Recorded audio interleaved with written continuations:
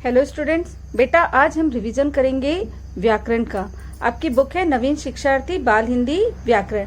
बेटा कल मैंने आप लोग को लिंक भेजा था, ठीक है, उसको आपने देखा है ना। भाषा और व्याकरण, ठीक है। भाषा और व्याकरण में आपने क्या पढ़ा बेटा? जिस साधन से हम अपने विचार या भाव बोलकर या लिखकर प्रकट करते हैं उसे भाषा कहते हैं, है ना। और भाषा के कितने रूप हैं बेटा? भाषा के 2 रूप हैं, मौखिक और लिखित। बोलकर अपनी बात कहना भाषा का मौखिक रूप है, ठीक है। और समाचार पत्र, पुस्तकें आदि भाषा के लिखित रूप हैं। ये आपको समझ में आया है ना बेटा? चलिए, और हिंदी हमारी राष्ट्रभाषा है, हिंदी हमारी राष्ट्रभाषा है। और यहाँ पर देखेंगे अलग अलग राज्यों की अपनी अलग अलग भाषाएं होती है। चलिए इनको भी ध्यान से देखते हैं। जैसे यहाँ पे राज्य दिया हुआ है, यहाँ पे उनकी भाषाएं दी गई हुई हैं। कश्मीर में कश्मीरी, पंजाब में पंजाबी, गुजरात में गुजराती, महाराष्ट्र में मराठी, उड़ीसा में उड़िया, आसाम में असमिया, आंध्र प्रदेश में तेलुगु, तमिलनाडु में तमिल, केरल में मलयालम, कर्नाटक में कन्नड़, गोवा में कोंकणी और बंगाल में बंगला भाषा बोली जाती है। लिपि, लिपि किसे कहते हैं? भाषा के लिखने के लिए निश्चित किए गए चिन्हों को लिपि कहते हैं। भाषा को लिखने के लिए निश्चित किए गए चिन्हों को लिपि कहते हैं। और हिंदी की कौन सी लिपि है? देवनागरी लिपि है, ठीक है। हिंदी की लिपि कौन सी है? देवनागरी। चलिए अब थोड़ा सा व्याकरण के बारे में भी जान लेते हैं भाई। है लड़की सीता सुंदर। एक, इस वाक्य को कोई अर्थ निकल रहा है कि नहीं अर्थ निकल रहा? तो व्याकरण हमको मतलब सही तरीके से लिखना सिखाता है व्याकरण हमें। जैसे सीता एक सुंदर लड़की है ना। तो हमको बात समझ में आ गई। तो व्याकरण हमें क्या सिखाता है भाई? व्याकरण हमें सिखाता है, व्याकरण वह विद्या है जो भाषा को शुद्ध रूप में बोलना, लिखना और पढ़ना सिखाती है। अब ये अभ्यास के प्रश्नों को हम देखते हैं। सही कथन के सामने सही और गलत कथन के सामने गलत का चिन्ह लगाओ। भाषा बातचीत करने का एक साधन है, सही या गलत? सही। हम अपने विचारों को केवल बोलकर ही प्रकट कर सकते हैं। हम अपने विचार को सिर्फ बोलकर प्रकट कर सकते हैं क्या? नहीं, हम लिखकर बोलकर दोनों से प्रकट कर सकते हैं। भारत में केवल हिंदी भाषा बोली जाती है, सही या गलत? गलत, है ना। हिंदी हमारी राष्ट्रभाषा है, सही या गलत? सही। व्याकरण हमें भाषा का शुद्ध प्रयोग सिखाता है। हमने पढ़ा है ना, व्याकरण हमें भाषा का शुद्ध प्रयोग सिखाता है, सही। चित्र देखकर राज्य का नाम पहचानो और वहाँ की बोली जाने वाली भाषा का नाम लिखो। जैसे किसका है चित्र भाई? ये एक पंजाबी आदमी का है, तो वहाँ पे पंजाबी बोली जाती है। ये तमिल, यहाँ पे ये कहाँ का है? तमिलनाडु का है। कहाँ का है? तमिलनाडु का है, वहाँ पे तमिल भाषा बोली जाती है। ये कहाँ का है बेटा? बंगाल का, यहाँ पे बंगला भाषा बोली जाती है। ये कश्मीर की है, यहाँ पे कश्मीरी भाषा बोली जाती है। ये महाराष्ट्र की, यहाँ पे मराठी भाषा बोली जाती है। चलिए, इन चित्रों में भाषा का कौन सा रूप प्रयोग हो रहा है? भाषा का कौन सा रूप है? यहाँ पे मौखिक भाषा है, यहाँ पे क्योंकि लड़की टेलीफोन पे बात कर रही है। यहाँ पे मौखिक भाषा क्योंकि ये भाषण दे रहे हैं। और यहाँ पे इन लोग लिख रहे हैं, ये लिखित भाषा का प्रयोग हो रहा है। ये आपका चैप्टर नंबर 1 कंप्लीट हो गया, ठीक है। चलिए बेटा अब आगे बढ़ते हैं। वर्ण विचार, पाठ 2 वर्ण विचार, ठीक है। मैं ज्यादा डीपली नहीं समझा रही बेटा, आप लोग को मेन पॉइंट करा दे रही हूँ, ठीक है। वर्ण वह छोटी से छोटी ध्वनि है जिसके और अधिक टुकड़े नहीं किए जा सकते। वर्ण वह छोटी से छोटी ध्वनि है जिसके और अधिक टुकड़े नहीं किए जा सकते, ठीक है। अब भाषा के निश्चित वर्ण समूह को वर्णमाला कहते हैं। भाषा के निश्चित वर्ण समूह को वर्णमाला कहते हैं और वर्णमाला को क्रम से लिखी जाती है। वर्णमाला क्रम से लिखी जाती है। हिंदी वर्णमाला, हिंदी वर्णमाला के दो भेद होते हैं। कौन? एक स्वर, दूसरा व्यंजन। अब स्वर में कौन कौन आता है देखो, अ, आ, ई, उ, री, ए, ओ, औ। अब आप लोग तो ये जान चुके हैं अम और आह को क्या कहा जाता है? अयोगवा। क्या कहा जाता है? अयोगवा। तो स्वर कितने होते हैं बेटा? स्वर 11 होते हैं, है ना। अब आते हैं व्यंजन।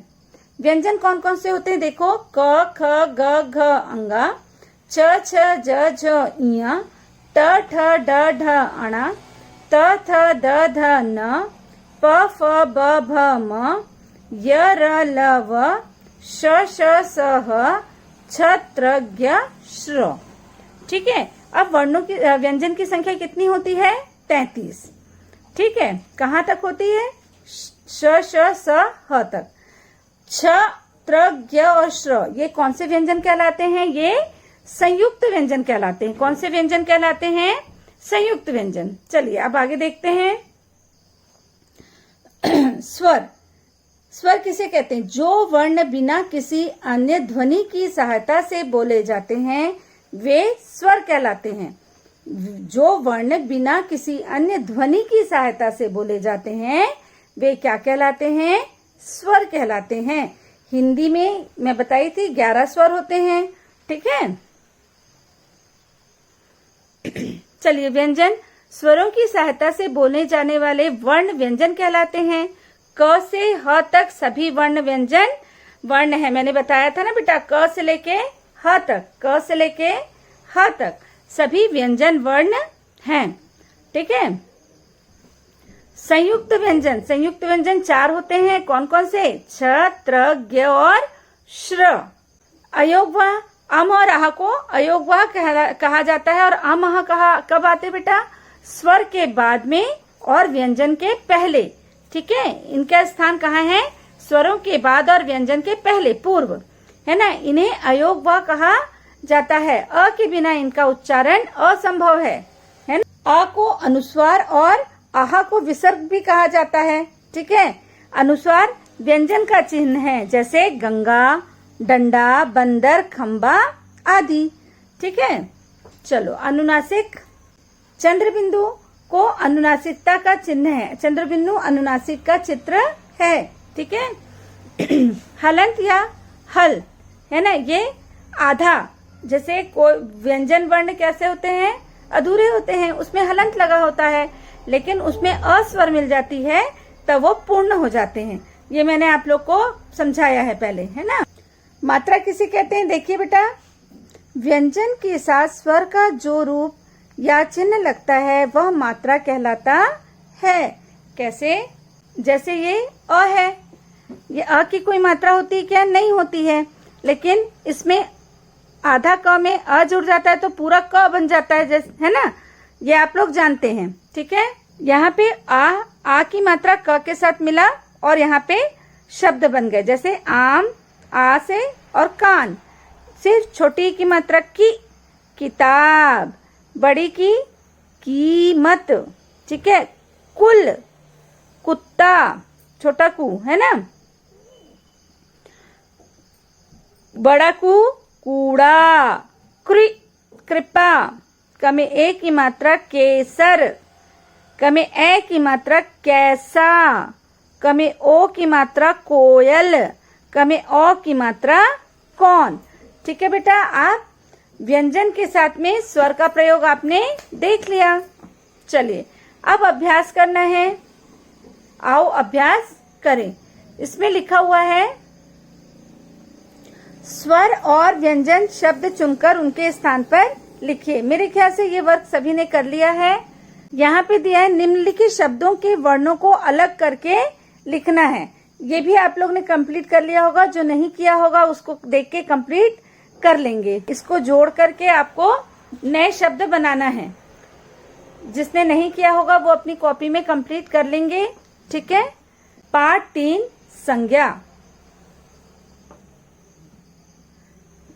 किसी व्यक्ति, प्राणी, वस्तु, स्थान या भाव के नाम को संज्ञा कहते हैं।